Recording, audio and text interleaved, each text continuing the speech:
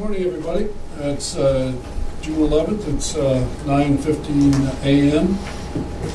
Before I open the meeting, the individual is not here at the moment, and I would like to recognize him. If the camera can pick up, the seat is empty, and the gentleman that is missing there is Mr. Carter, and he used to sit in this seat and that seat for 22 years, and gives me a little chill in my heart and soul that Mr. Carter is no longer with us. He decided to move on to other things, whatever, but when somebody gives 22 years of their personal life, and it's something that's really special, and it's kind of painful in a way to see somebody that you kind of brought you into the system. I'm still seeing him here, whatever. Probably our meetings will be a little quieter, but I think Mr. Carter's presence and what he brought to the table will be greatly missed by this board, the authority, and actually the North Country, because some of the things that he did are well acclaimed of what his dedication meant to all of us. And it's a pretty sad day that you miss a friend and so whatever, but I really believe the board is well positioned to move forward, to make some great choice and decision to move the authority in a direction that hasn't moved in a long time. And I'm honored to say that Mr. Carter will be greatly missed. He's a friend of mine for a long, long time. We were Lincoln School buddies way back when, second grade. I think it's the first time I met Fred, whatever, but I know the accolades that will come to him after we have maybe a presentation or get together for him, whatever it want to be, but that's where we are, and the process moves on. So in that regard, there are promotions or things that happen, whatever. I'd like to public announce that Mr. Loffer will be vice chair. I'll talk to him, and he's honored to serve in that capacity. And that's Doug, and I thank you for stepping forward to do that, and we kind of go from there. So, Fred, we're going to miss you, and there we go. All right. So, Mr. Chairman, on a procedural note, we need to have nominations this time for action next time so on the vice chair position. yes. Well, he's just nominated at this point. Absolutely. I'll call the meeting to order. We have letters of communication. We do in the board read file. There's a couple of interesting things there for your review. First and foremost is we received a rail and rail-related inventory from the New York and Ogdensburg Railway. We've received a couple of track charts that are interesting, and they tell exactly what's where in terms of type of rail and weight of rail within the different mile posts. There's a couple of charts there, which you may find interesting. There's an update from Pilatus in terms of what they've done on our efforts. We thanked Senator Ritchie for her significant support on the rehabilitation of the Ogdensburg Prescott International Bridge, specifically our Tiger application.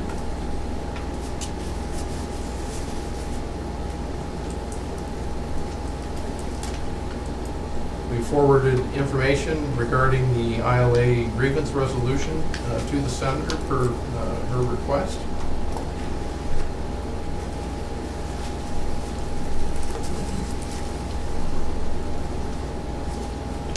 And the other things are various news articles that occurred throughout the period, further down, starting on page, basically page 42 of the packet.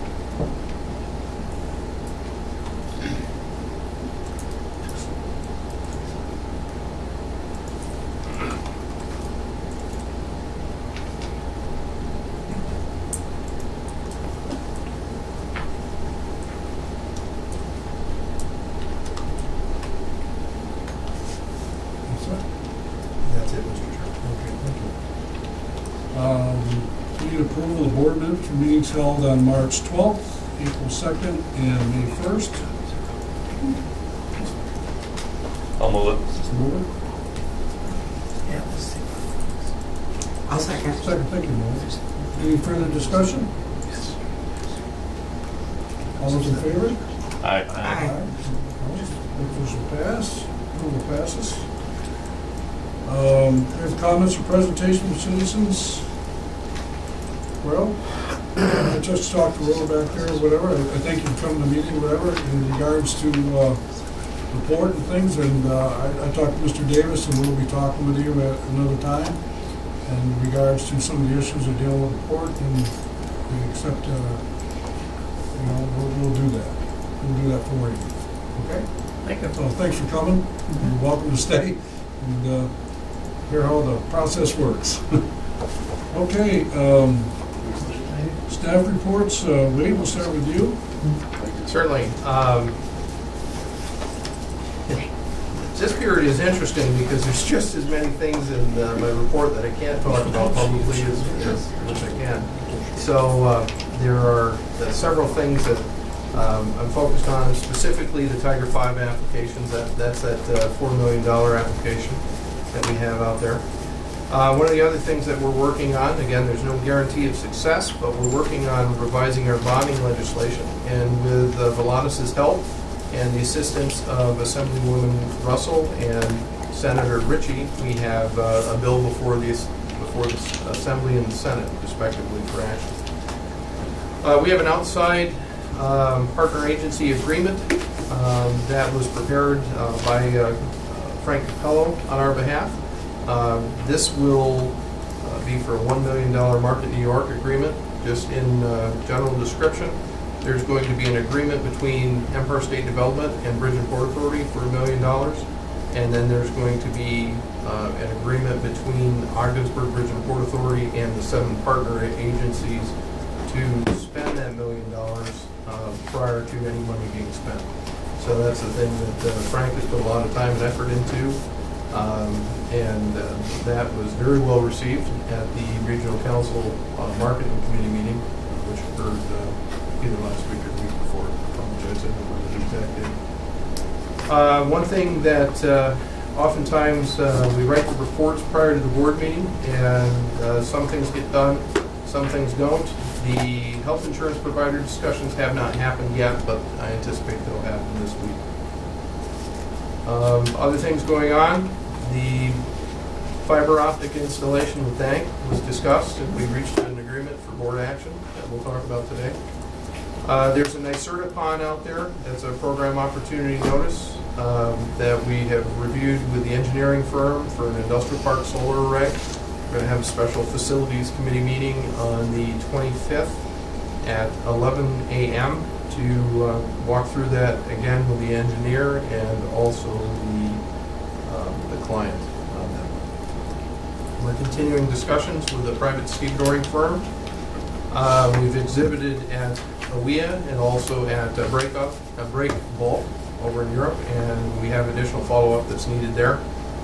The historical spill at the North Fork Engine House has been resolved, and I'd like to extend a special thanks to staff on that, particularly because there's a tremendous amount of work that went into that, and there is a 326-page report that was done as part of this thing. And bottom line, the issue, as soon as DEC signs off on it, is resolved and done. So a lot of work, and thank you to staff for that. There's been several things going on at the airport this period, including you know about the air carrier incentive policy, you know about the Allegiant term sheet. We need to have special thanks going out to the voters of the Ogdensburg City School District for their 10-to-1 approval of the land donation to the Bridge and Port Authority, which will allow us to get water to the airport for fire protection needs. We've been successful on the airport security plan with the Leo response. That has a direct impact to us of about $86,000 a year in savings. That'll be going out this week. The existing environmental analysis is closed with a FONSI that's a finding of no significant impact with the determination, which means that the new one can begin for the Allegiant project. Met with a potential hotel developer discussing options. We've run to ground the LED sign quotation, and we're prepping grant applications in conjunction with Volatis for the airport terminal. It's going to be a $1.2 million application, one to the CFA program, one to the DOT program. And we also have a railroad application that we're working with Volatus on for the PFRAP, which is Passenger Freight Rail Assistance Program. And we've been working quite a bit with the airport engineering firms to get things moving forward. And we have a meeting with FAA coming up on Monday the 16th, which will ideally move us to the next step for approval with FAA in DC to get permission to extend the runway. Be happy to answer any questions that you have.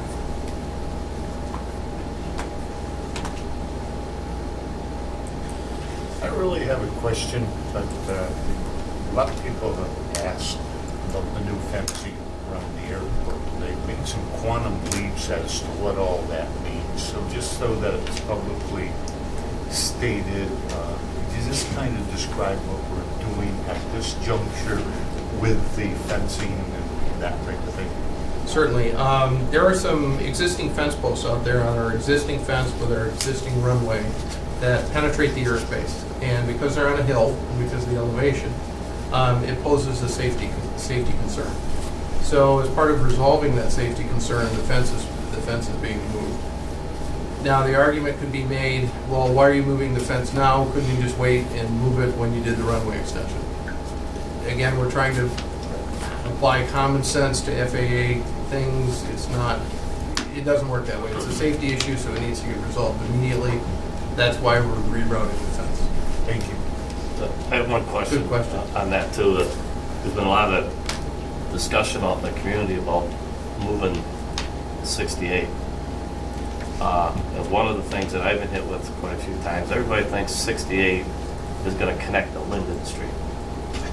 That is not true, right? No, not at all. Route 68 is literally going to move only 250 feet from center to center from where it is right now, and is going to go from a straight line to a little bit more of a jump curve.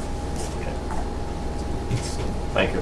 No, it's not going to run through anybody's house. Well, they've got us buying all kinds of land out there and Yeah. connecting it right to Linden Street, coming down.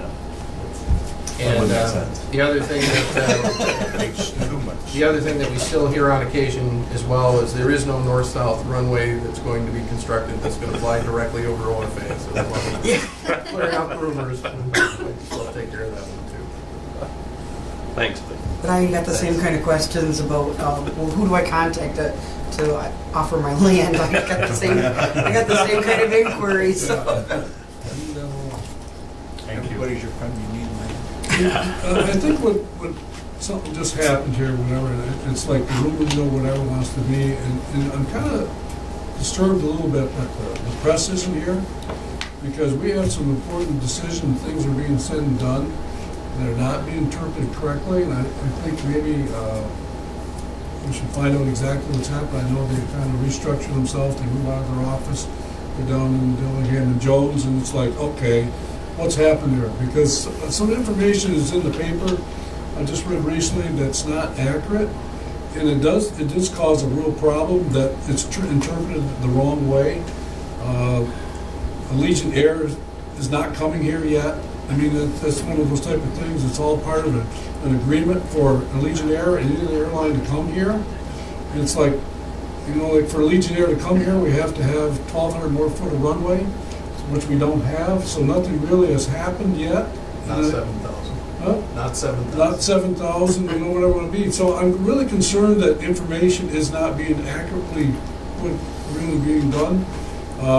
Wade, we worked together on a press release, we released it, okay, and even then it was interpreted incorrectly. And it's like, okay, what has really happened here? All this stuff is crucial information that's being, I don't say misinterpreted or whatever, how you want to say it, but I'm really getting concerned, and I think we need to have a discussion with Beth again, Ryan's editor of the paper, see exactly what's happened in their process, whatever. I mean, we can do press releases, what we like to do, but I'm getting concerned that information is really going out in the wrong way. And so That's an excellent point, because we're working on some major projects that impact the North Metro. Oh, big time, and we all know within ourselves here, what we're dealing with, so. All right, anything else for Wade? Okay. Fred? Thank you. So I told you that the airport report and the bridge traffic report would be available at the meeting, but in fact, I did have them, so they were part of your information that you received prior to this. Sometimes one little dot on here and one little sentence doesn't really say what really happens. Provided answers and provided details and explanations to the auditors. Very short, looks like it didn't take very long. I think Dave understands, and Karen definitely understands, that this took a lot of our time during the month. I think we have an extremely challenging schedule to get where we are with Dave here today. And as you know, we postponed the meeting a week because of that challenging schedule. And the reason for that is we are required to report within 90 days of the end of the fiscal year. Our meeting is early in the month. What we were doing prior to last year was reporting draft information that you hadn't seen yet at the end of June and finalizing that information after the July meeting. And I, along with the state, felt that that was unacceptable. So we moved the schedule up, and it is extremely challenging. So enough about that little line, but that little line takes lots and lots of time, as it should. Under compliance. Could I just interrupt for just a minute? Yes. And the learning from this, I think, is when we're setting up next year's board schedule for the board meeting dates, let's take that June meeting and move it down to the mid-month, so that way we aren't automatically doing some rescheduling. Because we know it's tight, we know we're running a very aggressive schedule, and we know why we're trying to get everything wrapped up as soon as possible. So that'd be my recommendation. Good. When you set that up in the future. Thanks, Fred. Yes. One of the things that was mentioned during the audit was some appearance of conflicts with credit card approvals. I used my corporate credit card extremely little. I don't travel as much as most. When I do, it's to Albany. And oftentimes the use of my card was to buy an office supply that we needed to prepay. So we prepaid it with a credit card. And there's enough credit cards, Wade's and Steve's and so on around. So I canceled my card and to ensure that when I approve the credit card bill, I'm not approving my own spending. So it makes sense to me, and the fact that I use the card very little. Where's the fun in that, though? So anyway, that's that line. And under analysis, there's quite a few things, but some of these also took an extreme amount of time. Analyzed and provided options to upgrade our service commitment term sheet for the loan agreement. It seemed like just as soon as the ink got dried on an old one, Wade was in saying, hey, I got a couple other changes, would you take a look at this and see what it means to us on the bottom line? I almost wanted to close my door and not listen when Wade not. But that was challenging, but I think it was very important, because I think when we got all done, as you remember from the special meeting, I think we had a document that we could live with if, in fact, we choose to use that loan. And I think it's a document that when the FAA looks at it, will say, yes, that's a real financing document. It's not something that you just put together just to make it look like somebody was committed. So it was important to do that, but it, again, takes lots and lots of time, but very important, for what we are trying to do here with our expansion at the airport. And I would just add, to put that in additional context, you all saw the final agreement. It was a 5-page agreement with economics at the back. Each one of those versions, as things changed, I printed them out. That was a 9-inch thick file, but each time that there were changes made, he was having to update the economics associated with it. So that was really a Herculean effort to get that done. Also provided information to a marine terminal service provider. Then last week, I met with the finance officer from that provider and provided financial reports, answered questions concerning the business of our marine terminal. Let's see, what else is of significance here? We spent a lot of time also on the engine house, finishing that up, providing information for the grant applications. Spent quite a bit of time with, on the phone mostly with our Pilatus representatives. And the credit cards are working. If you want to cross the bridge using a credit card, you now can. I believe there was 4 or 5 uses of it. It's not big yet, but it is proving to be handy, and I believe it'll save us a lot of time and money on sending out those one-time charges. Are we communicating that through the sign or any other means to let the We had public know? mixed emotions on that Yeah. because of the cost of it, of whether or not we want to advertise it heavily. Yeah, I understand. Right now, we have no stickers up and have not advertised it aside from the article that was in the paper. So, a little mixed emotion. The program we got going with the McClellan Group for increasing trucking, have we advertised with them, or are we about that, or we're just gonna leave that as I'm status not certain quo? whether McClellan has been informed that we are accepting credit cards. Do you know, John? Yep, it's on their website page that they're developing for us, as an item, just as available. All right. Good, because we talked about that. Yeah. That was part of the incentive too. Good. Okay, is there any questions on my report before we go to the airport activity report? I have one question after Steve. Hey, Steve? You beat me, well, thanks for putting me at the top of the list. We got quite a number of turnover in toll collectors and that type of thing. Is my frank opinion that we need some training in terms of how to present yourself to the public, that type of thing, how to meet and greet, do whatever. So I would hope we could look at something of that nature where the new people who come in get some sort of training in that particular area. Okay. Customer service type training. Okay? Sounds like a good idea. Fred, my question revolved around, one of the things we talked about at a previous board meeting was an update on where we are with the corporate center. Is the corporate center current? No.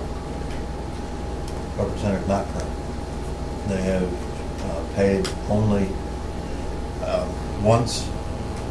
We were told that they would be paying $4,000 each week.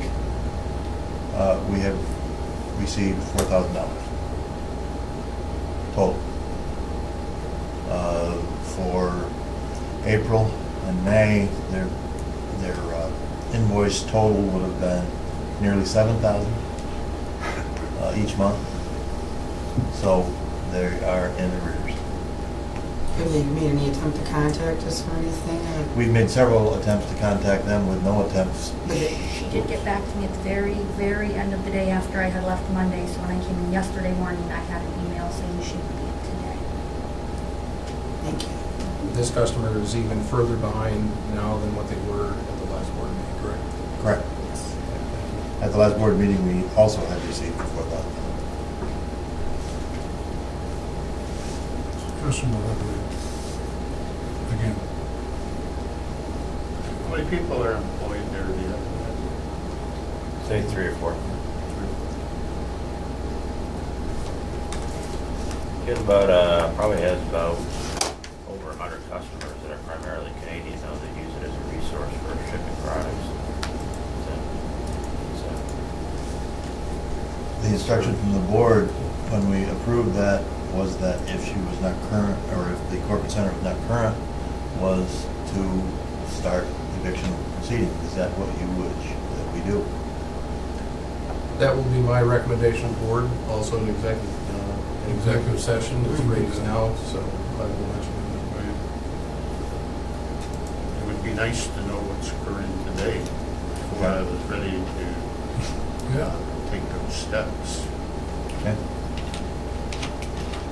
And we will hope that That's only my personal. I think you're I right. agree with you. Absolutely. Yeah. We make, I guess I would say this, it's gotta be pretty tough to make these agreements and to work with customers, to work with, people moving from building to building, selling buildings, consolidating them. I guess what I'm doing is feeling sorry for John right now, but I really don't. But it's gotta be tough because, he doesn't have that option of saying, okay, we can afford to lose $30,000 on this to gain 4 jobs or 6 jobs, or I can, if I negotiate this deal because I'm getting 50 jobs, then we can, afford to change money in a land contract. He doesn't have that luxury because his job is based on, I got to get this with a positive increase, blah, blah, blah. So as we take a look at this, I wouldn't quite be, I'm not saying I wouldn't support it, but I'm saying is I'd like to know where we are before I take that step. That's all. Okay. We'll bring that information forward for action. Thank you. So, any other questions? And we'll go to the airport activity report. Lydia. You can see that passengers at the airport are up 5% this year. This year being just April and May, and our enplanements are up 5.5%. Fuel sales is down 20%. Most of that decrease was in April, but last year we were enjoying the results of Potsdam's fuel depot being down. I think we showed a good recovery in May, and hopefully sales will not be down 20% all year long. Any questions on the airport report? Next, we'll go to the bridge traffic report. Oh, mine's low.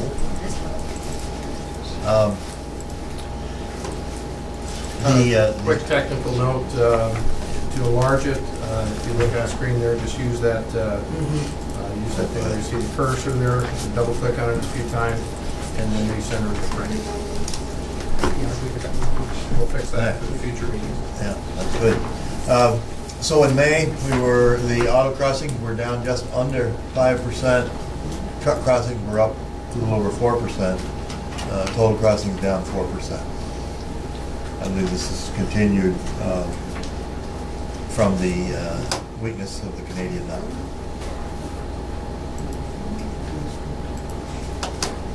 So what you're saying, April is the counting, where you start counting for budget year? Yes. Okay, so Yes. that's why you've got. That's why, that's the fiscal year, yes. Any questions on the bridge traffic report?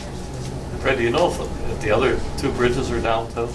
Yes, they are. They are down. Yes. About the same amount? I'm not certain on the amount. Okay, thank you. I report that to the Watertown Daily Times, they report it, and that's where I see it, in the Watertown Times.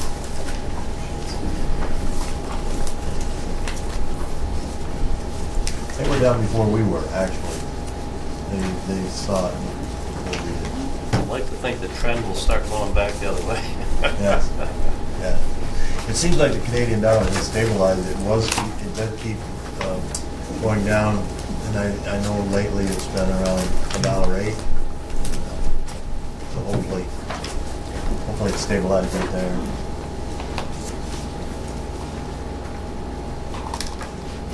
All set? All set?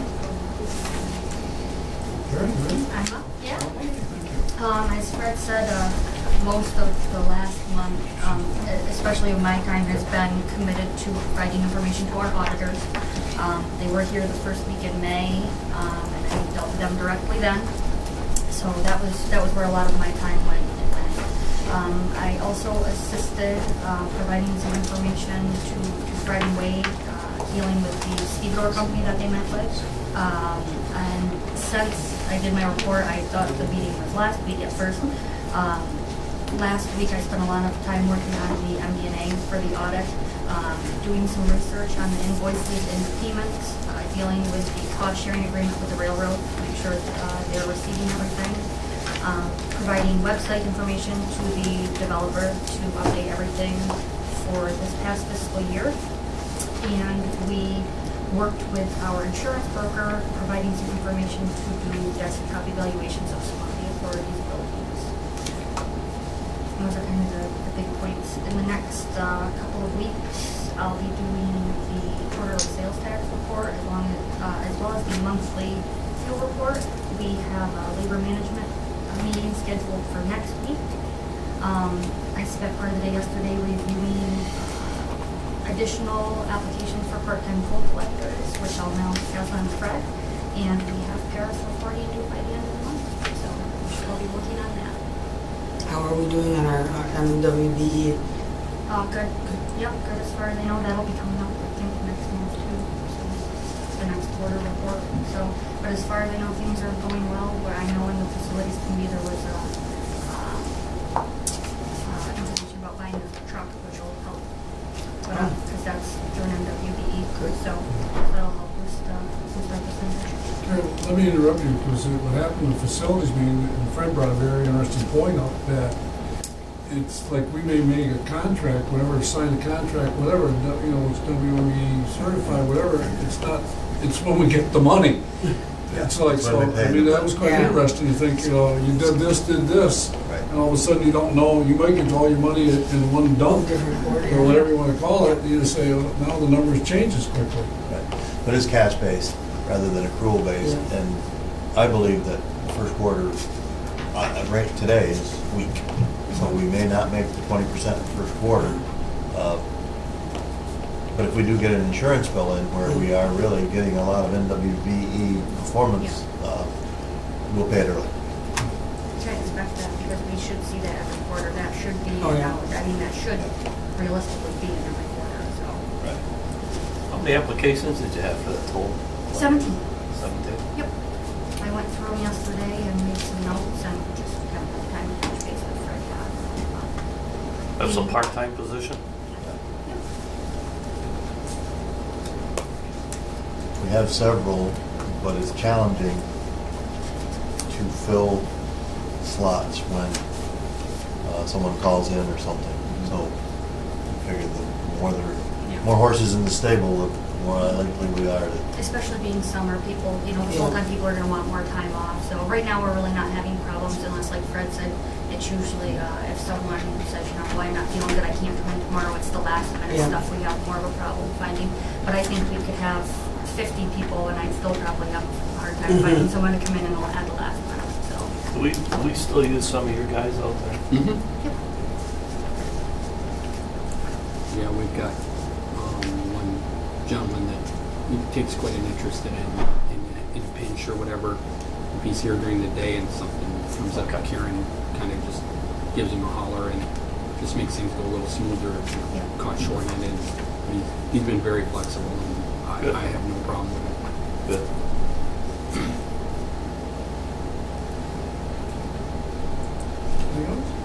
Anything else for Karen?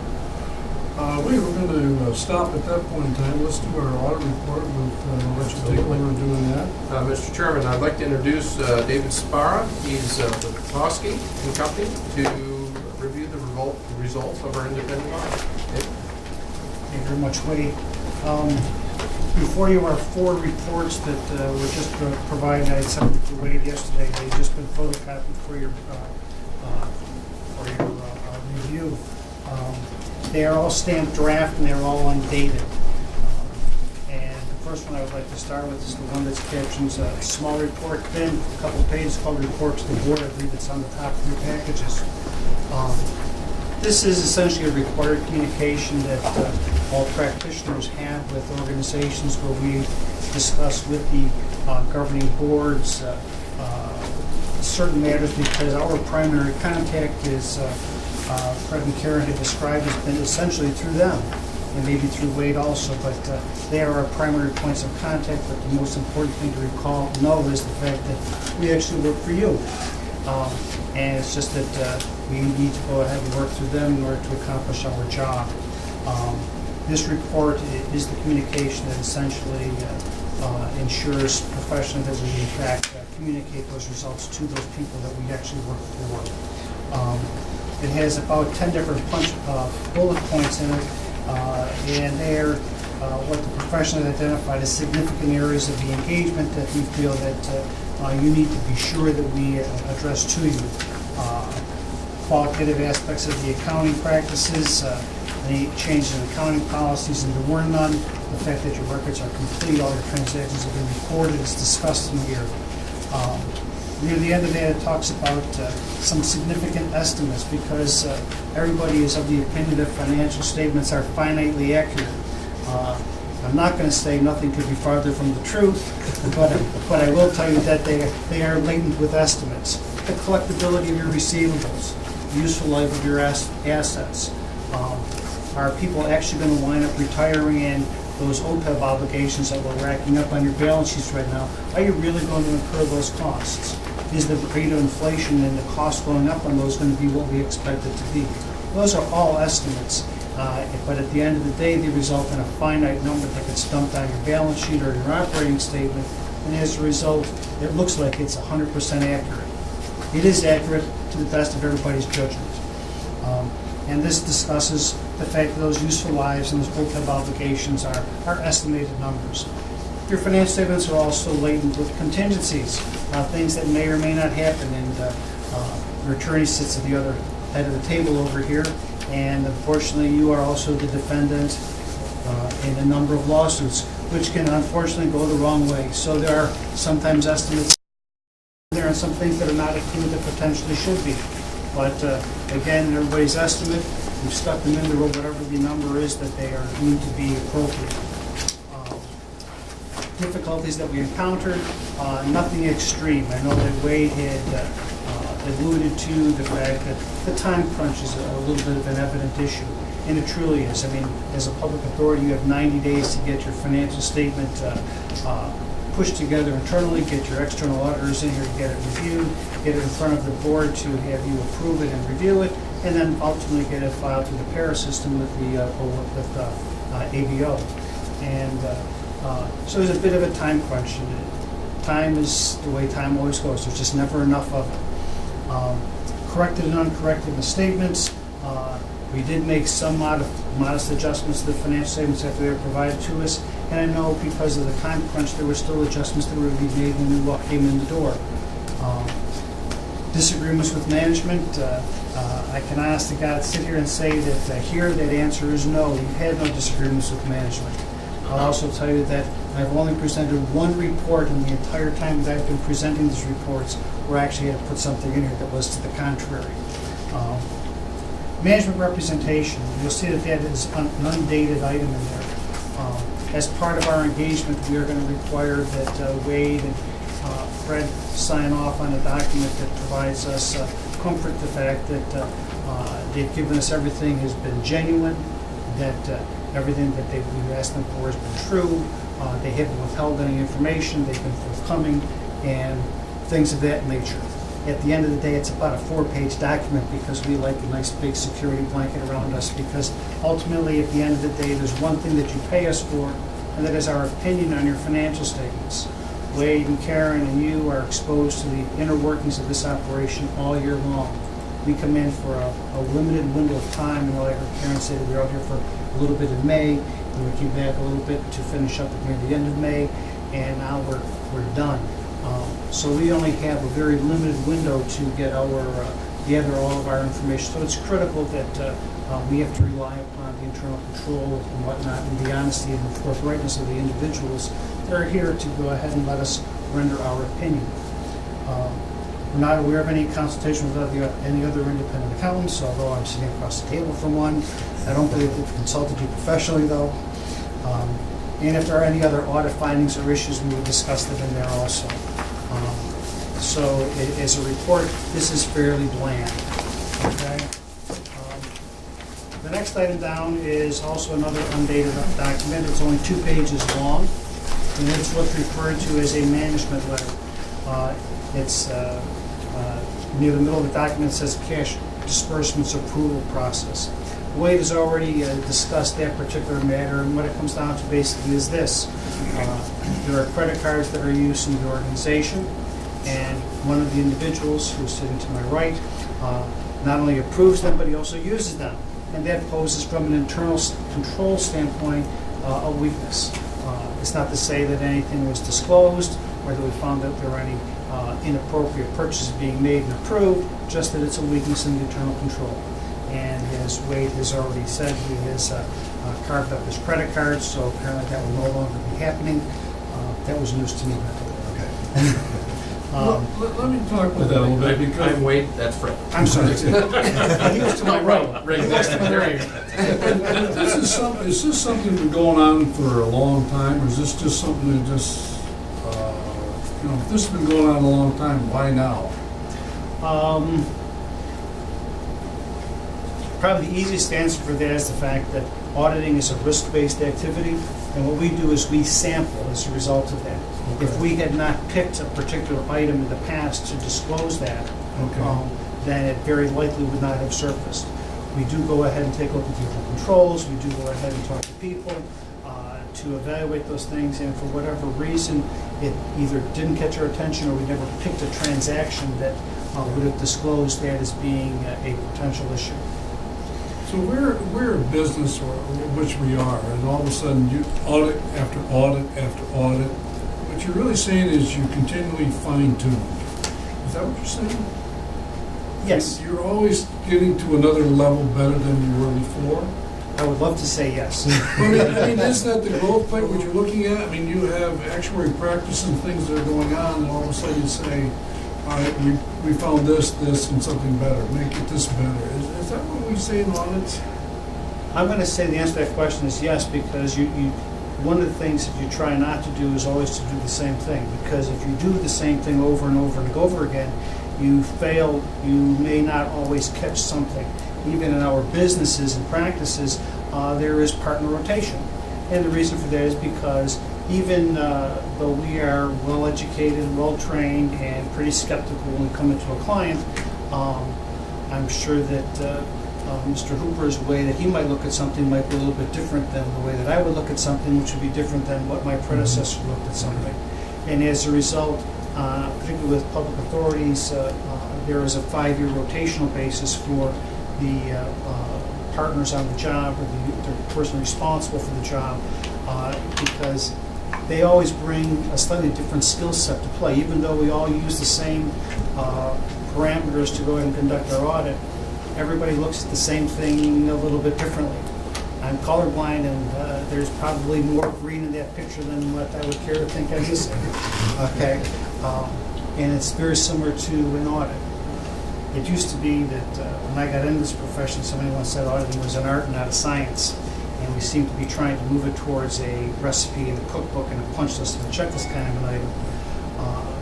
But you can't take that human element out of it, so you always look at it from your own perspective. And this happened to catch somebody's attention this time. The answer to your question is, I believe that the current approval process was put in place after there were some credit card issues a number of years ago. Yeah. Knowing that, and when this was brought up, I thought, looking at it very objectively, was that they were right. You know, when you get right down to it, I was approving my own credit card. And I thought the best solution for that was not having it. So that's why I don't. But alternatively, perhaps Wade could approve your transactions. But he was, and that was what was going on. Wade was approving mine, but bottom line, we were approving the credit card bill. You know, I mean, Give me an example, because you may not, some of our newer board members may not be familiar with this process.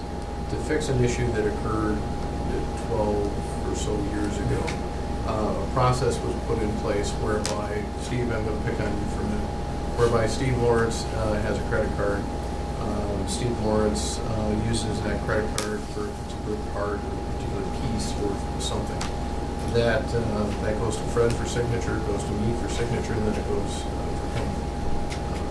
That was the fix that was put into place to resolve that other issue with the process. Back in the old world, when there was just a checkbook and no credit cards or any of those things, the finance committee can go right down through and say, boom, boom, boom, boom, boom. Now we have credit cards. Do you think that the finance committee should get a report of, a direct report of those to review? Well, it's available now. We had that discussion a month ago. But should they actually get a copy of that to review, in your opinion? Certainly you should have a procedure in place where you could get it. Okay, Whether we you did. choose to go we ahead and can. exercise that procedure is entirely up to you. Now we sit here at this board table and while some of us have brought only paper, everybody else here has this wonderful little laptop in front of you, and in the absence of that, there's more information contained in here. You could fill this whole room with paper that this thing replaces. So much happens that's outside of your immediate sight that it's almost hard to go ahead and comprehend how much goes on behind the scenes from time to time because it all happens electronically. And there's no visible paper trail. There's none of the old paradigms for productivity do you see, because all you see is a very slick-looking piece of high-tech equipment, as opposed to, here's my outbox that's all filled up with paper. Okay, now you have to look into the electronic world in order to find that level of productivity. So the benchmarks are shifting, but certainly to get back to answer your question directly, absolutely there should be a process available where any board member would be able to have access to any of that information. And it's merely a question of putting that process into place. Okay. Thank you. The other item at the very bottom of that page is a reference to a status of a prior year's recommendation. We had a slight issue, not an issue, a slight comment last year relative to the preparation and review of bank reconciliations that has been resolved in the current period, and the signature that will be done on a timely basis and everything else. So that's all well and good. We have two FAT documents. I'm going to deal with the skinny one first, which is the border station. I'm going to deal with it first because it's very simple. Okay, the border station is a very, very concise little entity. It receives essentially a single contract with a single tenant, receives a big rent payment, pays some debt. And outside of that, there's very limited activity, and it pushes all of the excess cash flow that it has as a result of that rent payment over and above its debt service obligations. It becomes basically a management fee that flows over to the Port Authority and the bridge. If you take a look at this, the most important piece of information, you'll hear me say this again later, is about 3 pages in. There's a piece of paper there that has our letterhead on it. It says Independent Auditors Report at the top. This is the new format. I believe we discussed this last year, so I'm not going to discuss it again. It's basically clarity standards, everything is outlined. But the most important words are at the very top of the next page where it says opinion. And the very first sentence says, this financial statement presents fairly in all material respects. Those are the words you want to hear, and it is true. It also talks about some required supplementary information and a report with regard to government auditing standards, which is required because of the basis of accounting, but auditing standards that we applied in this particular engagement, and as contained in the back of the report. We'll discuss that in a second. The next 2 pages are the MD&A. Karen discussed that a moment ago. Basically, MD&A is something that we can prepare, but is definitely best prepared by the clients.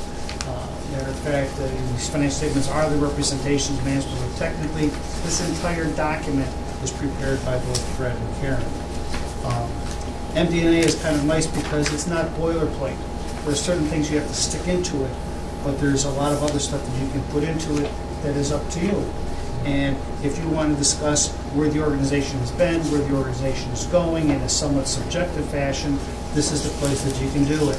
Once you're into the notes of the financial statements, That's boilerplate. You can't go ahead and you gotta be pretty objective.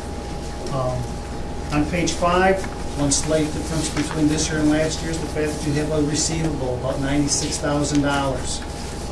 The GSA payment arrived at the beginning of April, not in March. Just a timing issue. Nothing to do, nothing major. Top of page 6, it shows rental income. Modest increase over last year. Cost of living adjustment as a result of the GSA contract. And Our interest income is going down. Did you see that on there? What's the percentage? you only lost a buck. $1. It's only a buck. I don't see, how can we cut that? Unfortunately, you also see only made 39, so it's not exactly like there's the interest rates being what they are. Everybody is struggling through the lack of interest income. Probably the most important page in this entire document is page 11. And the reason I bring that up is because page 11 discloses the debt service requirements and the future lease obligations under the GSA contract. Okay? Everything else, and that's basically the nuts and bolts of this entire operation. We have roughly, I think it turns into about an $800,000 a year commitment for your debt service between principal and interest, and anything above that that you collect under the GSA is a management fee. The last 2 pages in your hands on this particular document is the report on compliance with government auditing standards. Most important thing here is at the very bottom of page 13. The second last sentence says, given these limitations during audit, we did not identify any deficiencies in internal control. The fact that we discussed this item in a management letter with regard to the credit cards is not of such a significance that it qualifies itself as a material weakness. Okay. That brings me to the end of the border station. Probably the most important thing I'm going to do is pause for a second here because this is what I consider probably the most important service that we as CPAs provide to our clients, and that's the opportunity to interact with the governing boards. So if there's any questions that you have, albeit this is a public meeting, matter of fact, worldwide public meeting, this is really the opportune time for you to ask your questions. I will distribute business cards for you. You're more than welcome certainly to get a hold of us later on. But as I go through this brief overview, certainly if there's any questions that you have, please put them forth so we can respond to them. Okay. The last report is the largest report, which is both the bridge and the port. One thing I do want to make sure that we're clear on is the border station is a blended component unit of the bridge and the port, so its financial statements are embedded in here already. Okay? So as you read through this, these are not separate. These are this one statement now incorporates the bridge, the border station. Again, pages 1, 2, and 3 there is the only pages in this document that are ours. The rest of this document, cover to cover, is the responsibility of management as discussed under the second paragraph here. These financial statements are management's representation, soup to nuts. You look at our application here, although it's the longer paragraphs, is to express an opinion upon that. All right? That opinion, again, is at the top of page 2. And again, it says the statements present fairly. That's the opinion, our opinion on these financial statements. It goes on to have a bunch of other little paragraphs that talk about the other documents that are contained here, required supplementary information and other information. At the end of the day, all of that is to say that all these reports are included that need to be, and they all contain the information that they have to contain, and that they are all appropriately stated. You have several pages of MD&A, which takes you all the way through to page 10. And that is what Karen had worked diligently on to prepare. These are comparative. It kind of provides a little bit of trend analysis and a little bit of an idea as to where the organization is headed. On page 11, we talk about the bridge and the port and a balance sheet, a net statement of net position under the current terminology, and the 2 entities are presented here. Clearly, no surprise, the biggest asset you have. If this curtain was up, we could see it out the window. It's the bridge that goes over to Canada. You got about $40 million in net book value of your fixed assets. The port does not fund itself or is not self-sufficient. And as a result, you'll see that line there that says interfund loans since the dawn of time, or at least since 1961. The bridge has subsidized the port to the extent of $11 million in change. That's carried on the balance sheet as due to and due from the various funds because they're both contained under the single auspices of the authority and the governance of the board. How do you deal with replacement value?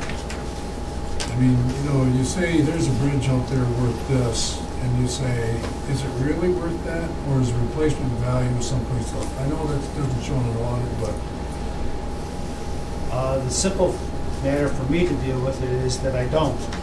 I know. To sound quite say frankly. Well, I'm saying, because you look at the numbers, you say, what do I have? And the numbers say this, but if I had to go buy one and make one, it would create a whole different number system, whatever, what you have. Now, you're getting to IFRS and fair value Yeah. and stuff that is very difficult to deal with. The current confines that we have here is historical cost Right. and depreciated historical cost. And in your case, you actually depreciate. We also do work for another bridge authority in New York State, and they use an alternative method of depreciation, which is they expense their repairs because the repairs are roughly approximate to the depreciation method, and the fixed assets just sits there at its historical cost. Which is also another appropriate mechanism that within the profession we can do. There is provision within the profession to talk about fair market value of assets, but not in the context of your touchy-feely stuff so much. Right. That's more in the investment community and whatnot. You can have difference between market and what cost was. I suppose the question is, what could you sell it for? You know, are you going to find anybody that's going to step up to the plate that would want to buy it? Yeah. Which is also, and even under the valuation models, and I believe if memory serves right, there's either 4 or 7. I mean, there's best use, historical cost, estimated replacement cost. There's a couple other ones that discounted present value of the cash flows. There's about a half a dozen or thereabouts of different mechanisms to value an asset. From a financial statement standpoint, this is the one that is predominantly used. I know we had some discussion relative to this last year because I believe we were talking about the painting of the bridge at that point in time. And I forget what the number was, but it was millions to paint the bridge. You change the value of it, didn't it? Yes, sure. And it's not like it's a huge capital improvement. It's basically almost a maintenance cost because it keeps it from deteriorating. So I know I have one of our other directors at the firm, when he sees fixed assets or capital assets in a balance sheet of a governmental entity, as much as they're referred to as assets, says those are really a liability because of the responsibility you have to maintain them. And what are you going to do with them at the end of the day? You know, there is an asset here that will be is a topic of a little bit of discussion, a topic of some discussion right at the conclusion of the audit. That was the transactional sale of one of the, there was a building that's acquired and was traded in a process to go ahead and keep a tenant in the park.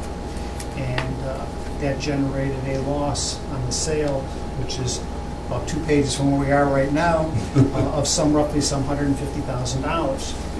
But it retained jobs in the park, and it was because of the mission statement of the port that was basically almost like the cost of doing business. And for furtherance of maintaining the local economy and jobs in the area, and some items that were previously discussed in this meeting, that was a quote-unquote an investment that the board chose to undertake. I'll be honest with you, we looked at that pretty hard.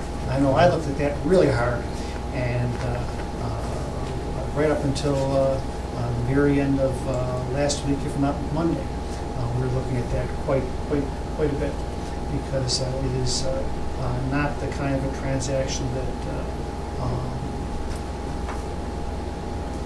a non-IDA type of an entity engages in, and it requires some harder looking at for us. But I guess, Dave, then we could go out and say, if somebody asks a question, that, yes, we do have a bridge we can sign. Like the old Brooklyn Bridge. The old Brooklyn Bridge? We got a deal for you. We got a deal for you. But the numbers are in the right places, and that's what we're looking at. That's right. I mean, it's this way. Our opinion is based on the accounting principles used to put this financial statement together, and based on those accounting principles, all the buckets are filled with the right information. If they change the principles, then the numbers will move around. But I had a very animated discussion with a client about a year ago, and they took issue with the fact of the way something had to be presented in the financials, because certain debt had to be included, which was passed through, and it was not their direct responsibility. And they were adamant that it did not have to be included on their books. Matter of fact, I alluded to this already when I said about that disagreements with management. That was the incident, because they insisted that it should not belong there. They wanted the financial statements presented without it being properly presented. And fortunately, I suppose we're the accounting police, and it's our due responsibility that we disagree with that, and we can look at the appropriate citations as to why. So if they change the rules, then the financial statement presentation will change. So, page 13, and I'm not going to beat on the numbers a whole lot, and the reason I'm not is because I know that on a routine basis the board is appraised of your finances. The fact that the windmill activity and the turbines happened last year and didn't happen this year, and it's going to be flowing through the numbers, and you're going to have revenue last year that you don't have this year. You all know that way better than I do. Okay, this is nothing much more than the scorecard that shows you what the impact of that happened to be. But you'll see your revenue is down from the operating fees, and that's the windmill money. You'll see that your salaries and wages are down. That's because of the absence of the people that are working with regard to those windmills. Probably the most significant number that I do want to point out to you, though, is about 6 up from the bottom. It's called depreciation. And the reason I pointed out to you is because it's number one, it's one of the biggest numbers on this page at $2.5 million. And number two, it doesn't cost you a dime in cash flow. Okay, so when you take a look at this statement and you see what your losses are, you have to recognize the fact that you did not have to write a check for that $2.5 million. Okay, and when you take a look on the next page, page 14, and see that in 2014, your net position decreased $1.19 million. Recall that $2.5 million of that loss wasn't cash. Okay. Statement of cash flows follows, and quite frankly, we could spend an afternoon going through that, and we are not. I did dog ear a couple of pages here, which I do feel are somewhat important, and you just brought one of them up, and that's page 25 and 26. And that talks about the capital assets of the organization. And I bring that to your attention only because that's the biggest thing that you have that you keep track of. Nobody's going to steal your bridge, so you don't have to worry about it from that standpoint. But this is basically the primary asset that you are managing and maintaining, and also is the primary source of the revenue stream that you show on your operating statement, either through tolls or through rentals. Okay? If I go back to page 40, and I'm going to click right through all of the notes because, again, I would expect that most, if not all of you, are very familiar with those. Page 40 is our report on the government auditing standards with regard to the bridge and the port. Just as there was one of these in the border station, there's one over here, and it has exactly the same opinion. There were no material weaknesses in the internal control over this entity. And at the very top of the other page, it talks about compliance with other matters, and there were no instances where we found that you were not in compliance with anything. That would be public authorities law. Quite frankly, that was part of the exercise with regard to the transference of that building that we're looking at, make sure that, in fact, it was conducted in conformance with the laws to the best that we can determine it was.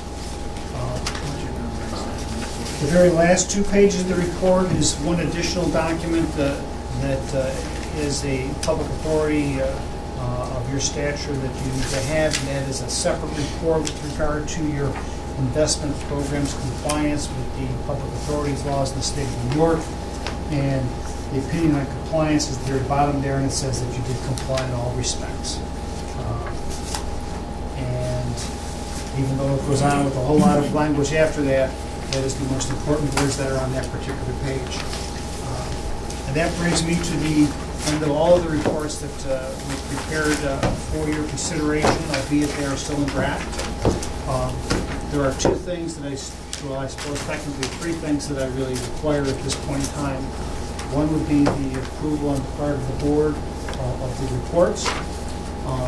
2 is I still need to provide to Fred the management representation letter so that it can be signed and dated, because until such time as we have that, this is an undated, unissued document. And I believe I have to get the attorney confirmation unless it's come within the last very short limited window. Is that the one? Pardon me? And that's where we just received that. You did? Okay, Yes. fine. And the reason I say it is even if I got it previously, there's a requirement that we have it within 2 weeks of issuance. Sure. So it may have come back, if it came in when we did field work back in May, Yeah. I'm still in a box. So I would need to have it updated. Okay, so those are the only loose ends that I'm aware of at this moment in time. David, procedurally then, if the board were to accept this report today, does that check the box in there? From my standpoint, that's a yes. And then I'm done too. Thank you. Question I have, and it's, we're in the process of looking at, we call them a new terminal director, whatever, running, or whatever. What would happen if they rehand that situation over to a new stevedoring, whatever? And how would that fit into a report? Like, see, we have a report here. What would that mean to you and to an audit report? Do we just totally eliminate that? I don't know if I'm saying the question correctly. Maybe Let me rephrase help it. in Yeah. Looks like that little? Third-party operation of an authority asset under a contract longer than 5 years. The Marine, there's an option to have a company come in and run ship unloading, stevedoring operations at the port, and the authority would back out of its ship unloading role and would contract with a private entity. I think the question is, how would that bake into our financials? Yes, I think that's the best way to say it. You know, you're not conveying ownership of the asset. What you're doing is you're securing a third party's arrangement to provide services at that facility that you are currently providing yourself. And so there are new provisions, and again, depending upon how that contract is drafted, there's a GASB out there, and I struggled with the number. I want to say, I think it's 61, but I might be off on that with regard to service concession arrangements.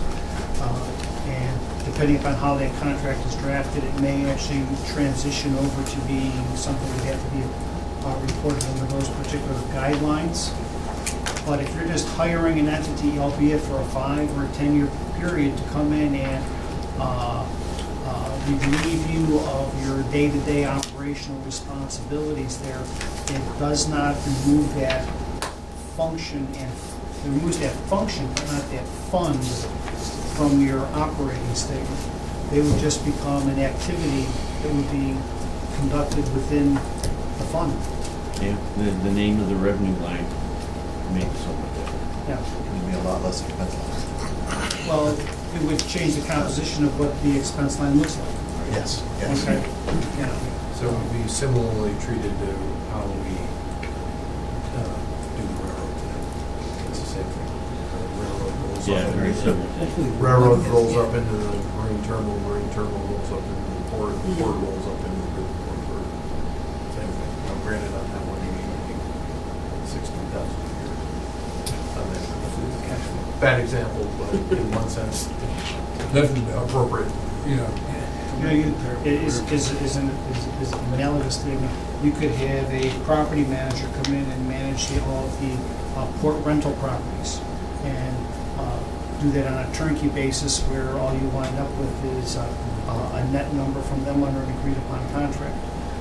School districts will go ahead and subcontract their food service concessions. That doesn't mean they don't have a kitchen equipment anymore, or a food service fund. Those are just, you're just contracting for that day-to-day operational activity to be performed for you with a third party. Well, I know it's a process we'll be looking at, And I would, and we can't wait for that one too. I suppose it also is a final point on that too, and I would have to do a fair amount of research on that, but I don't know that the board by itself would have the authority to dispose of, matter of fact, no, you don't, to dispose of an entire function to a third party without going through some approval at the state, because it was the state that ultimately put the legislation in place that created the authorities. So you couldn't, on your own, probably undo yourself. Like selling the bridge, we don't know about it. Yeah. Guess what, we don't. We don't know anymore. We sold it. The governor may not cross it daily, but It's he only valued knows. at 40 million, but we got a little bit more for it. Yeah.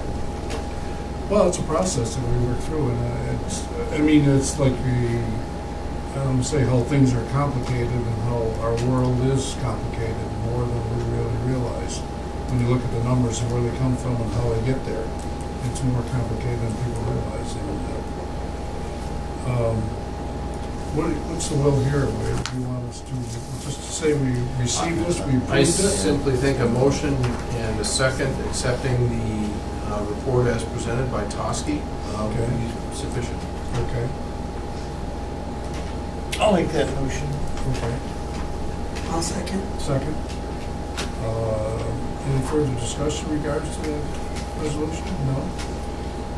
All right. Just one quick question, and we're obligated to post this on our website and everything, so as soon as we could get an electronic copy, correct, of the final thing, we'd appreciate it. The mechanics, as far as that's concerned, is that there were the three housekeeping matters that we discussed, two at this point in time, essentially. Once we receive those, the first thing that happens is we go back to the office, we date everything based on the dates of those correspondences. Probably within a few hours of that, PDFs will be shipped out to Fred, and where it goes from that point in time, that's an internal matter for you, but yes, it does go up on the website, and it goes up to ABO and get finalized your repair responder and everything else. We'll also make sure that you have electronic copies while board members. I'd like to make this comment, and it's regards to, actuary accounting practices, whatever, and all of a sudden we've been faced with this MWBE type of thing, whatever, and it's really kind of taken a time for us to adjust to this system, whatever, and I think our staff have done an outstanding job of doing that. I don't know if it, we're totally into the report, it shows that, but I mean, it's one of the things that has taken time away from the system, to do it correctly. And I think we've, I don't say we're normal running whatever yet per se, but we kind of, we work with it a lot to make sure we do the right things in the right way. And I think our staff have done, the way I see it, have done a very good job of taking extra time to do that. And I don't know if the report shows I didn't read this completely, but and that's something that's really out there. Thanks, Fred. I'd like to thank Dave and Mike Hennessy and Ken Stanford for their patience and their hard work. And it's quite a process to provide everything they need in a timely manner. And like I said, they are good folks to work with. Demanding, but demanding in the right kind of way. Very professional. I think that's very well said, because I think that's what we hire an agency like this to do that, and, we can work all the time. Appreciate what you've done. Thank you very much. Very good. You don't always get told that, do you? No. We find out the other way, though, Yeah, sometimes. well, we have a huge responsibility to do the right thing as a board here, and that's why you come in, and everybody is that we're arguing the right thing the right way. So, that's support. Any other question, comments? Okay, all those in favor, signify by saying aye. Aye. Aye. Thank you very much. Thank you. Thank you. It's my pleasure. Thank you very much. I will go ahead and, I've got maybe about 10 business cards. I'll leave them here on the table for you. If you'd like one, please take them. It has all my contact information, phone numbers, email, whichever. You can reach me by any of those means. If you have any questions, please do so. Not a problem at all. Okay? Again, thank you for your time. Thank you. We'll take a short break, and we'll go back to staff reports. Keeping you in the cooler, huh, John?